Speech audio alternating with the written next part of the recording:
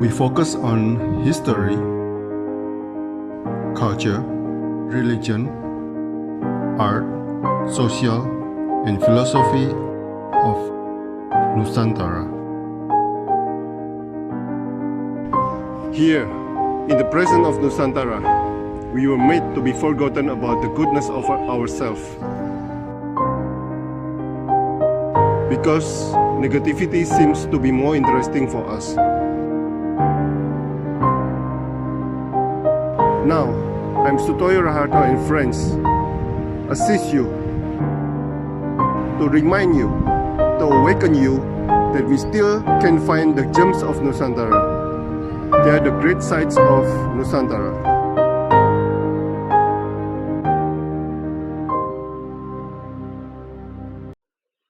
Oke, selamat pagi Pak Rifai, pecinta budaya Sulawesi ya. Iya, selamat pagi Pak. Oke. Pak Rifai sering berkomunikasi dengan kakek ya, tentang pusaka Sulawesi ya. Apa saja yang diajarkan kakek Anda tentang pusaka Sulawesi, Pak? Silakan, Pak. Iya, kalau saya sih sebenarnya kalau kakek langsung ya, bapaknya bapak itu sudah lama meninggal. Saya masih kecil sudah meninggal ya kakek. Jadi saya banyak belajar dari om-om saya dan artinya di kampung-kampung itu kan masih banyak orang tua. Jadi saya tanya-tanya juga sama orang tua. Sama bapak juga, bapak saya sering-sering tanya-tanyakan tentang pusaka di Sulawesi. Apa yang diajarkan mereka, Pak, tentang pusaka di Sulawesi? Iya, saya boleh perlihatkan contohnya ya? Silakan. Nah ini salah satu pusaka di Sulawesi, tapi khususnya di Sulawesi Tengah. Sulawesi Tengah. Ini namanya Parangguma. Guma, oke. Sulawesi Tengah. Jadi ini kurang lebih panjangnya gagang dengan sarung ini sekitar 60 cm. Ya. Kemudian ini handle-nya atau gagangnya dari tanduk kerbau. Oh, bukan kayu ya berarti? Ini dari tanduk kerbau. Kemudian diukir dengan teknik ukiran halus. Iya. Seperti disayat saja. Saya pakai pisau yang tajam. Nah, itu teknik. Kemudian kalau warangka atau sarungnya, ini biasa menggunakan kayu lepa. Kalau bahasa sini kayu lepa. Oke, kayu lepa ya. Biasa itu sebenarnya kayu ekspor ya dari Sulawesi Tengah. Dia sejenis kayu ringan untuk kanopi seperti itu ya. Oke. Jadi kemudian di sini ada penutupnya, supanya atau ekornya seperti ekor ikan. Oh. Nah, ini salah satu. Nah, itu bawahnya juga tanduk kerbau. Iya, rata-rata tanduk kerbau. Kalau begini sudah berapa puluh tahun atau berapa ratus tahun? Kalau kita lihat dari besinya. Oke.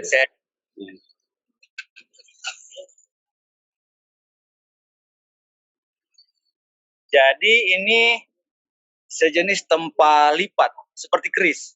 Iya. Jadi besinya adalah besi zaman dulu ya, besi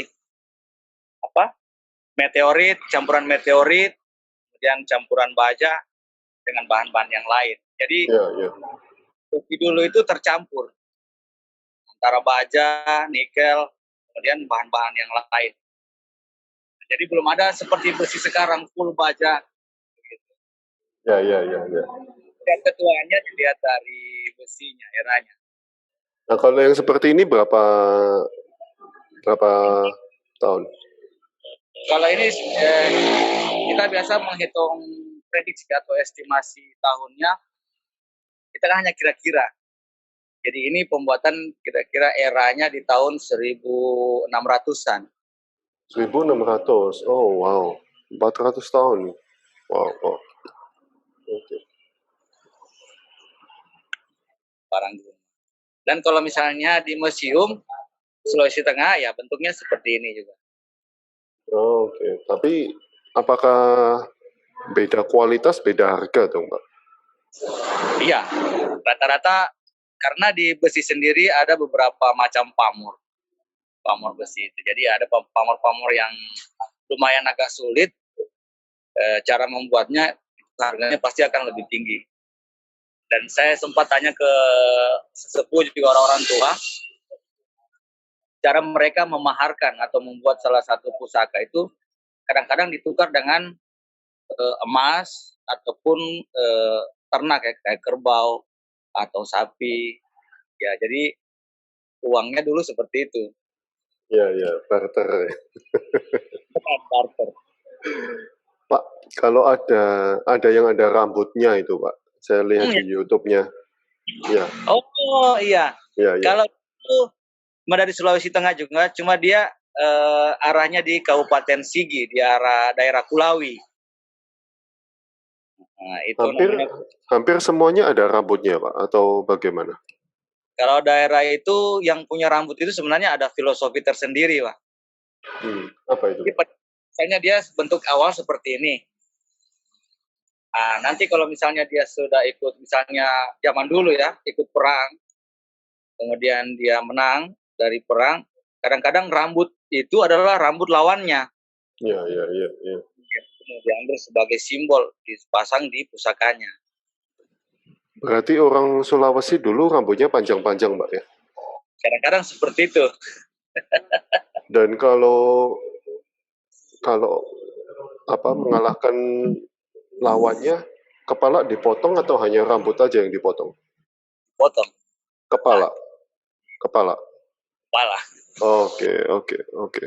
Kayak kalau di sini, kalau di Kalimantan kan budayanya ngayau ya, ngayau. Kayak ngayau. Hampir sama sih. Apa Di itu sini, ngayau, Pak? ngayau itu mencari kepala. Oh, oke. Kalimantan. Pertama di Sulawesi Tengah, ngae. Di Sulawesi Tengah ngae, topang ngae. Orang yang suka mencari kepala. Cari kepala. Sampai sekarang masih, Pak, itu, Pak? Lagi karena sekarang sudah beragama. Rata-rata penduduk di daerah dataran tinggi sudah memeluk agama Kristen, ada juga yang Muslim. Jadi adat istiadat zaman dulu itu sudah ditinggalkan. Oh, nggak ada yang masih mempertahankan. Kalau pusakanya masih banyak, cuma budaya ngayau itu sudah dilarang. Ini sejak misionaris itu tercatat dalam buku sejarah itu salah satunya Albert Kuip, kebangsaan Belanda.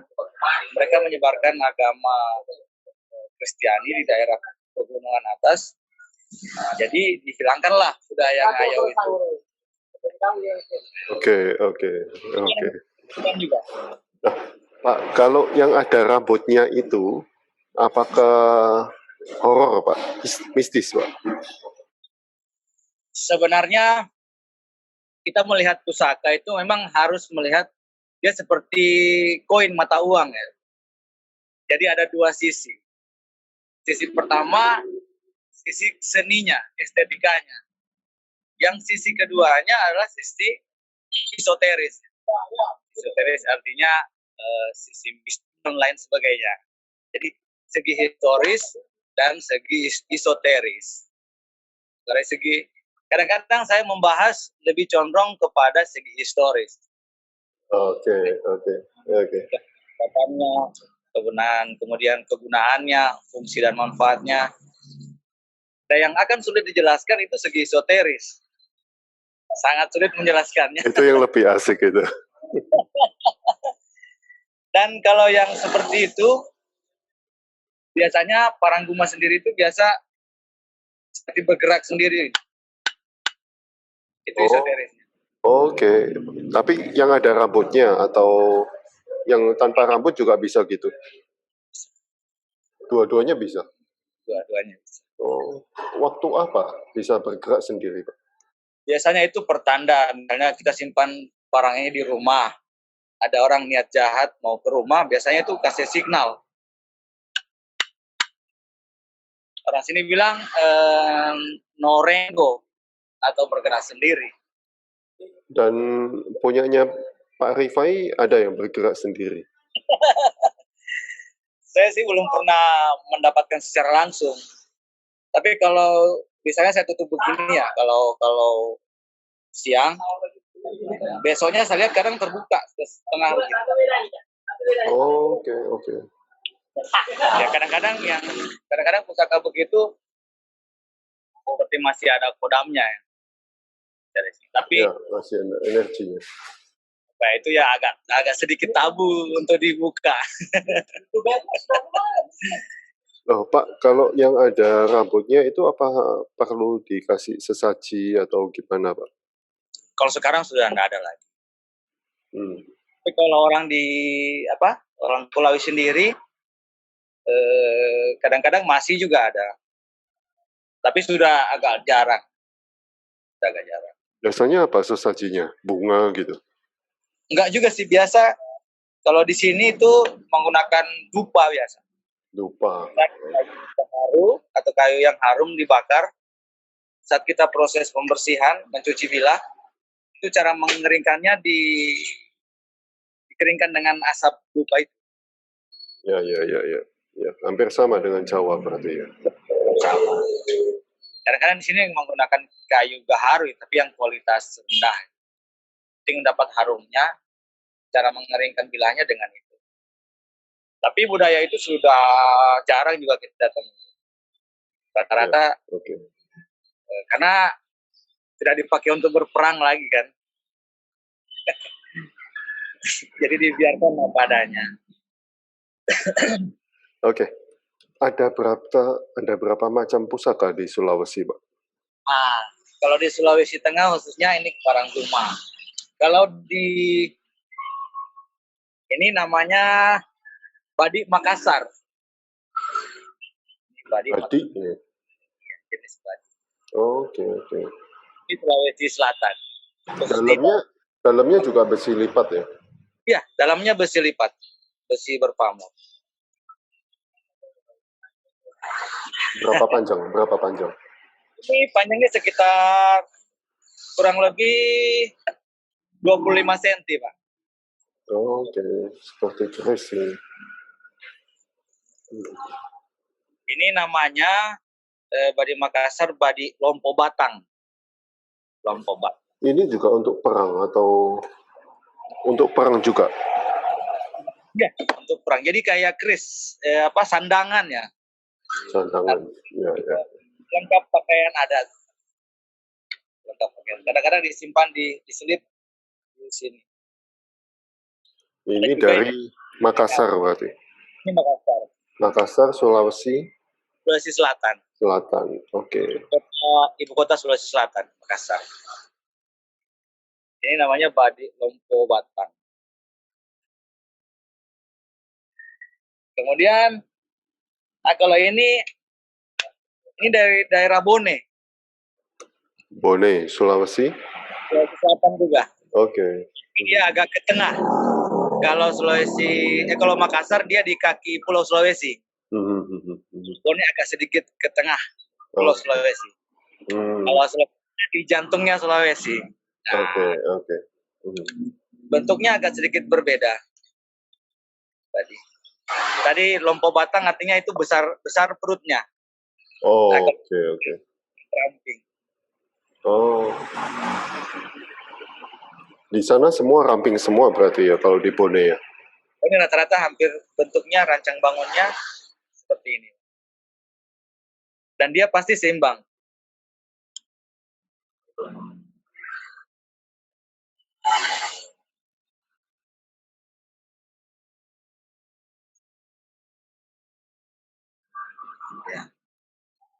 Wow. Pasti itu, Pak. Kalau Bone pakemnya harus seimbang. Gagang dengan bilah, dia pasti akan seimbang. Ini faktor Faktor keseimbangan aja, bukan faktor Ya, mistis. karena keseimbangan. Ilmiah sekali itu, Pak, ilmiah sekali. Faktor keseimbangan. Kalau teknik tempanya ini kurang lebih sekitar 80 kali lipatan. Oke. Bahkan kemudian dia menggunakan teknik, kalau yang di mata ini baja sisip namanya. Teknik baja sisip. Jadi baja di tengah, pamor, tempa, lipat. Setelah disepuh muncullah yang hitam bajanya. Kalau yang Makassar tadi bisa seimbang, Pak? Nggak bisa. Oh, nggak bisa.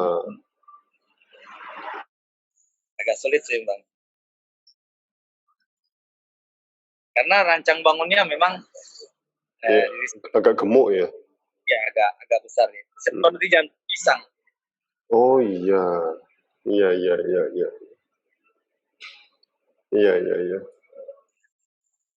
Kalau yang ini yang paling sering digunakan sebagai pakaian adat. Artinya namanya pasole. Pasole itu tukang jalan ya, suka keliling-keliling, suka merantau. Kadang yang pasole ini yang sering dipakai untuk merantau. Oke. Gitu. Jadi sudah posisi tengah. Tombak juga di sini banyak. Oke. Ini salah satunya tombak.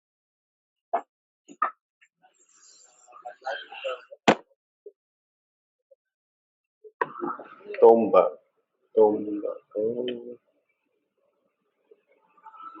Modelnya udah beda ya.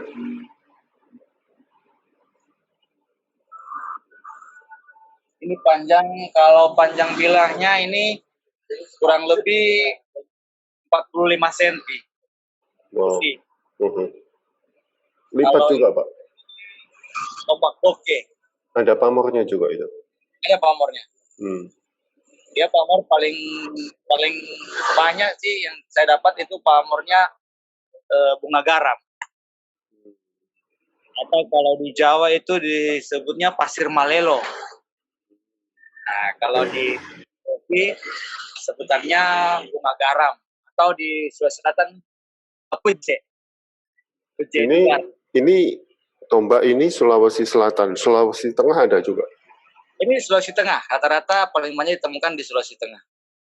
Untuk perang itu. Ini kadang-kadang kalau sekarang sudah dipakai untuk adat saja. Tapi dulunya untuk perang ya. Ya, tapi ini eranya lebih tua. Karena bentuknya masih lebar. Kalau tombak yang lebih efisien untuk perang, itu lebih cenderungnya seperti ini.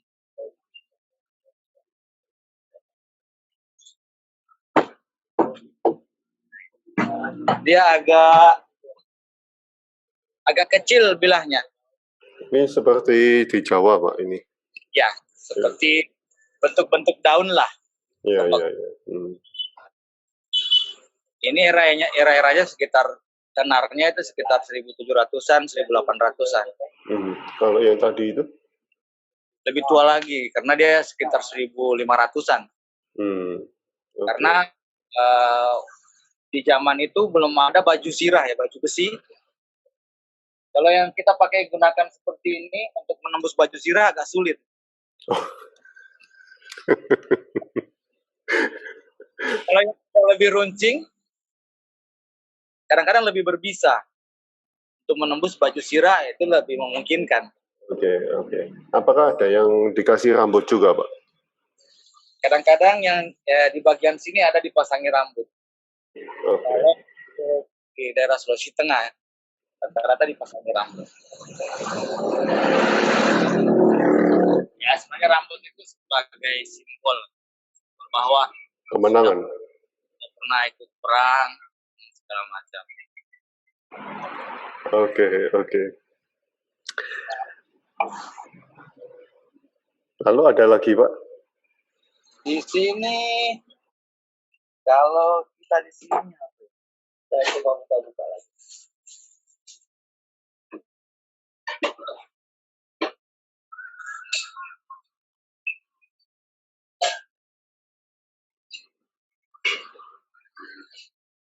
Ya, paling kalau ibu-ibu kuningan-kuningan. Oh, oke, oke. Tapi ini budaya hampir semua, seluruh Nusantara pasti punya. Iya, iya, Kuningan ada. Melayu ya, Melayu, Jawa pun sendiri. Artinya ini produk senusantara banyak. Itu untuk apa dulu, Pak? Kadang biasanya tempat dupa, kemudian tempat air juga bisa. Ada juga yang kayak gini.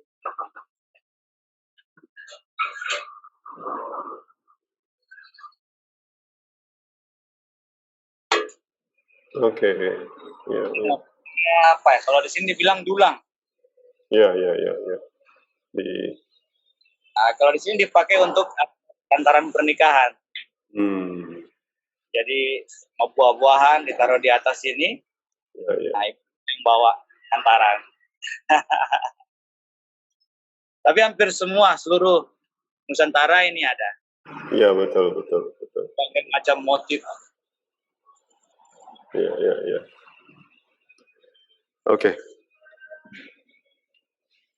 Pak, ada berapa macam suku di Sulawesi, Pak? Sulawesi ya boleh saya sebutkan satu-satu dari ujungnya. Ada suku Selayar. Selayar di ujung di pulau, dia pulau setelah di kaki pulau Sulawesi ada pulau kecil namanya Pulau Selayar. Orang Selayar. Kemudian ada suku Makassar.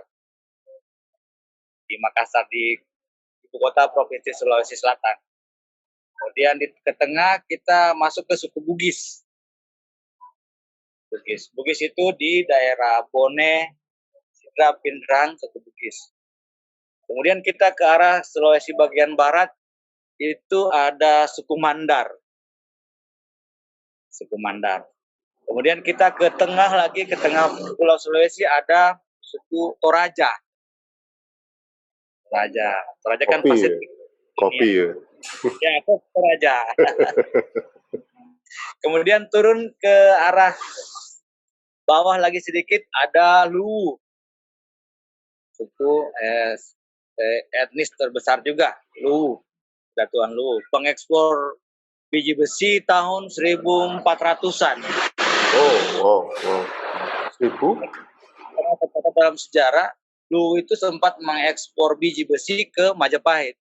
Oh, oke, oke, oke. Bagian beberapa biji besi kan yang dibuatkan keris, kemudian pedang di Jawa itu sebagian besar adalah besi dari Luwu.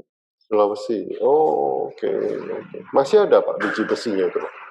Buktikan secara ilmiah, biji besi dan nikel terbaik di dunia salah satunya ada di Luwu, di Morowali. Nah, perusahaan nikel terbesar Morowali itu adalah bahan-bahan yang digunakan untuk membuat keris parang zaman dulu. Nah, sekarang diproduksi diolah oleh pemerintah jadikan barang tambang ya, nikel, biji besi, uranium dan lain sebagainya.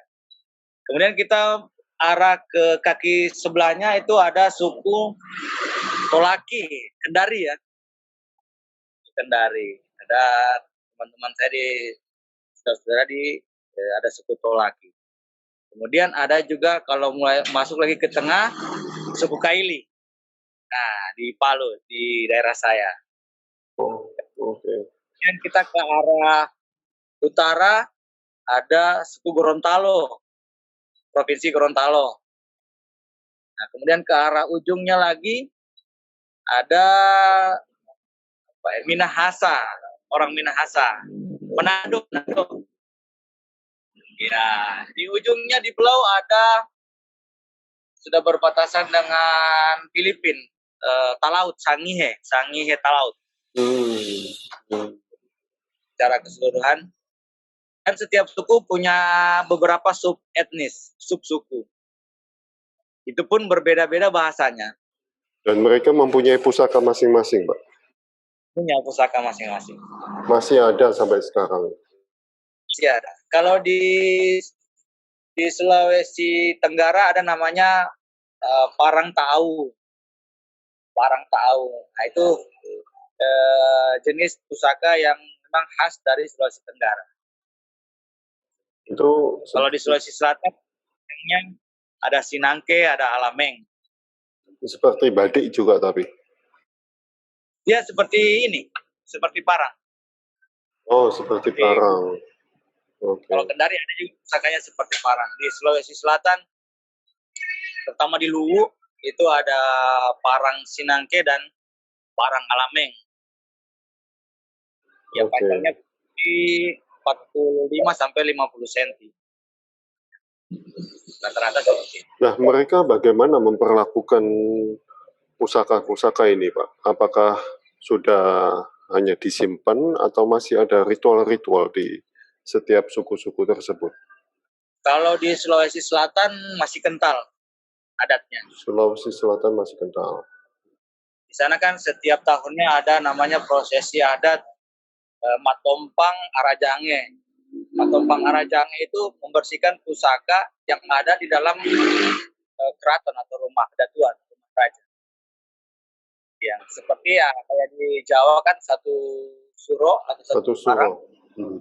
Ya, tapi ada cucian benda-benda pusaka kerajaan. Dan mereka masih punya penanggalan sendiri-sendiri, Pak? Bagaimana, Pak? Apakah mereka masih punya penanggalan sendiri-sendiri? Masih. Terutama Sulawesi Selatan. Punya penanggalan sendiri. Kemarin sempat launching buku tentang kalender suku Bugis dan Makassar ada. Sudah ada bukunya kayaknya. Kemarin sudah diseminarkan, sudah dibedah buku, kayaknya sudah terbit lah bukunya. Udah berapa tahun, Pak, untuk mereka suku Bugis, suku Makassar ini? Berapa tahun? Tahun keberapa sekarang ini? Untuk apanya?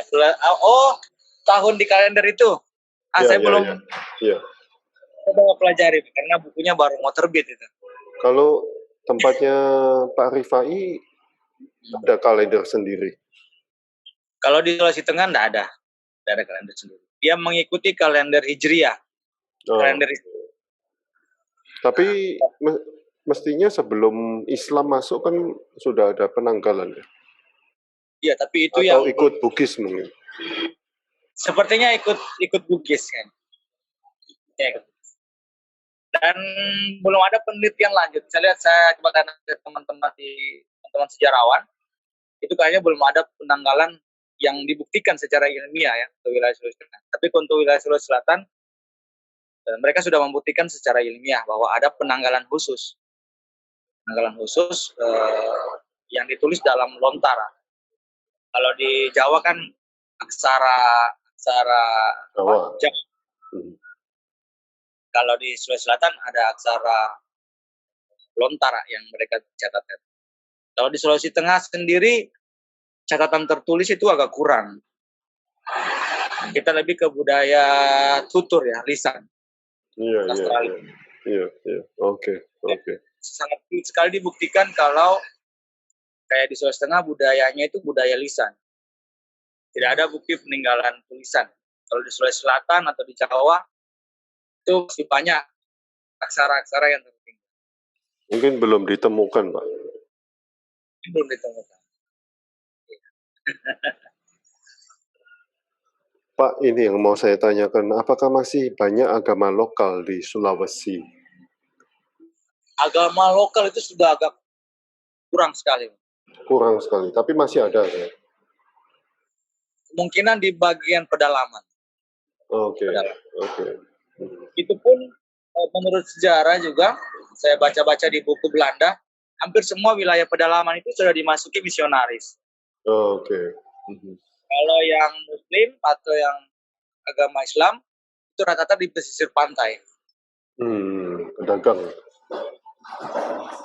Tapi budaya-budaya zaman dulu pun tidak belum semuanya hilang. Artinya kebudayaan zaman dulu, jadi pasti akan selaras dengan budaya, agama, dan pemerintah. Karena kita punya, kalau di suku Beli sendiri itu ada filosofi namanya Tondi Talusi atau Tonda Talusi. Dia seperti tungku perapian, tungku masak itu kan ada 3 batu. Itu namanya batu pertama itu agama, yang kedua adalah budaya, yang ketiga adalah pemerintah. Oke, oke. Nah, kan? Sehingga budaya-budaya lokal itu sebenarnya masih ada. Nah, kesultanan atau kerajaan lokal masih ada, Pak? Kalau di Sulawesi Tengah sejak tahun 1946 itu kerajaan di Sulawesi Tengah sudah dilebur semua. Oke, oke. NKRI. Tapi budaya di sini apa ya? Kalau dari silsilah kerajaan-kerajaan peninggalan-peninggalannya masih banyak. Cuma tidak diterapkan lagi dalam kehidupan sehari-hari. Dan keturunannya masih ada, Pak? Masih ada. Salah satunya adalah Gubernur Sulawesi Tengah saat ini, Pak Ongki Anggola, itu adalah salah satu keturunan dari Magau. Itu kurang lebih tahunnya 1800-an awal. Magau Janggola. Kalau di sini rakyat disebut Magau. Magau. Magau. Oke. Jadi gubernur saat ini ya adalah keturunan beliau, keturunan Magau tahun 1800-an awal, Magau Janggola. Gitu. Kalau di provinsi lain? Provinsi lain masih banyak. Di sini kerajaan tercatat Kerajaan Luwu, Kedatuan Luwu, kemudian Kerajaan Bone, kemudian Kerajaan Makassar, Gorontalo ada. Kalau di Palu sendiri dia sifatnya dia kerajaan lokal, kecil-kecil. Iya, memang kerajaan lokal kan. Tapi kalau kayak di Makassar, Kerajaan Goa, Sultan Hasanuddin, Goa Talo itu kerajaan termasuk cukup besar, kerajaan maritim. Kemudian Kerajaan Bone juga termasuk kerajaan besar karena dia telah menyatukan beberapa daerah kecil sehingga berhimpun jadi kerajaan besar. Akan tetapi kalau di daerah Sulawesi Tengah, dia kerajaannya lingkup daerah-daerah. Jadi jarak mungkin sekitar 100 km ada kerajaan kecil. Jarak ke arah timur ada kerajaan kecil juga. Jadi masih spot-spot. Nah, mereka ini masih ada keturunannya, yang kecil-kecil ini? Masih ada keturunan. Silsilah pun masih terjaga. Nah, istana-istana mereka menjadi apa, Pak? Jadi kalau di rata-rata di Sulawesi ya, hampir semua Sulawesi Tengah, Sulawesi Selatan, Sulawesi Utara itu rumah istana itu terbuat dari kayu. Kayu. Rumah kayu. Oke. Ya, umur sekitar 100 sampai 200 tahun ini sudah hancur. Oke. Belum ada seperti istana kayak di Jogja ya. Jogja kan salah satu kerajaan kaya ya, kerajaan makmur zaman itu, sehingga bangunan sudah mulai bangunan tembok beton ya. Tapi kalau untuk di daerah Sulawesi rata-rata rumah raja atau kediaman raja itu terbuat dari kayu. Umur 200 tahun saja sudah mulai hancur. Dan lokasinya sekarang diambil pemerintah? Ada beberapa kayak Kerajaan Palu ada Souraja namanya. Itu jadi situs budaya. Oke, situs budaya. Oke. Kemudian di daerah Tinombo ada satu rumah raja yang dibuat permanen, artinya rumah batu. Nah, itu masih lestari sekarang. Itu pembuatannya era-era tahun 1800-an akhir. Rumah Raja Tumbul Tutu di Sulawesi Tengah. Kalau di Sulawesi Selatan, rumah rajanya masih ada. Souraja di Bone, di Watampone ada. Kemudian Balalompoa di Makassar.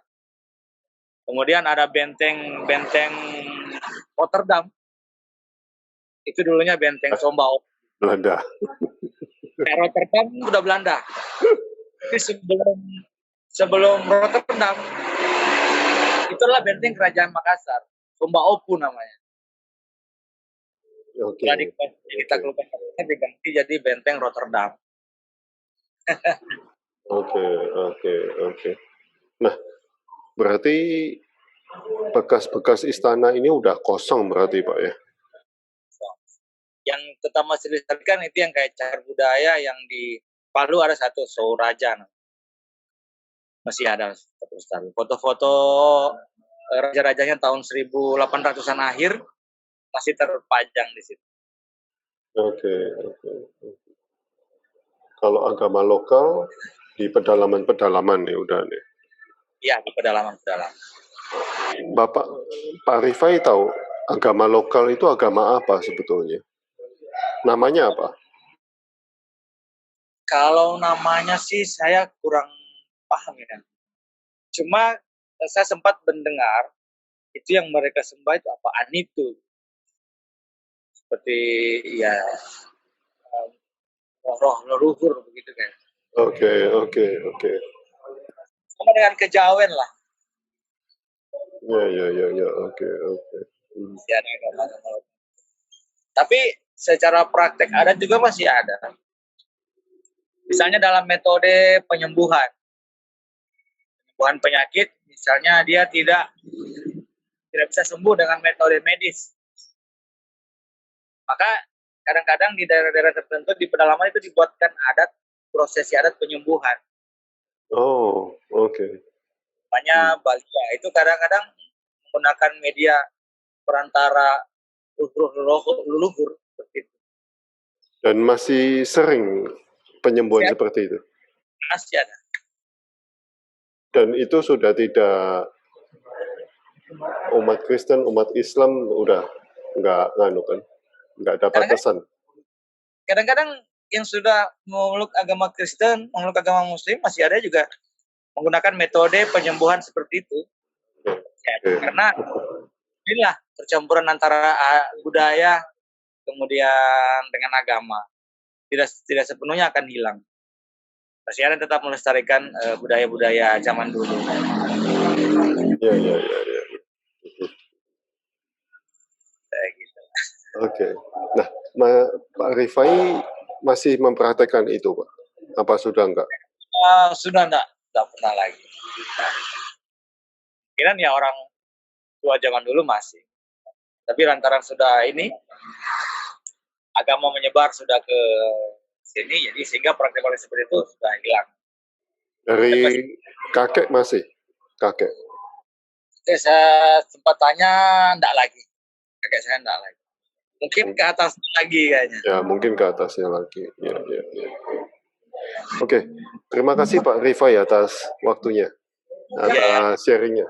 Saya boleh kirim salam buat teman-teman? Ya, saya kirim buat teman-teman YouTuber boleh ya? Boleh. Pak D di Jawa Timur, Kopi Ganes. Siap. Nanti bisa dikunjungi Pak YouTube-nya. Ada Kopi Pak D, Heri. Siap. Kopi Ganes. Kemudian ada Etnik Indonesia Channel, Korivo. Kemudian yang di Kanada, ada pencipta keris dari Kanada, Adrian Pora. Dia salah satu pencipta keris dari Kanada. Kemudian di Makassar, di Rumah Raja, ada Andi Tenri Polojiwa. Salam hormat, salam budaya. Kemudian di Makassar ada Iksan Ibrahim. Di Luwu ada Kamarudin. Dan semua teman-teman di Nusantara. Di Malaysia juga ada Pak, teman saya yang punya akun IG Sauk Malaya. Beliau melestarikan keris-keris Melayu. Oke, salam hormat buat teman-teman. Terima kasih. Terima kasih banyak.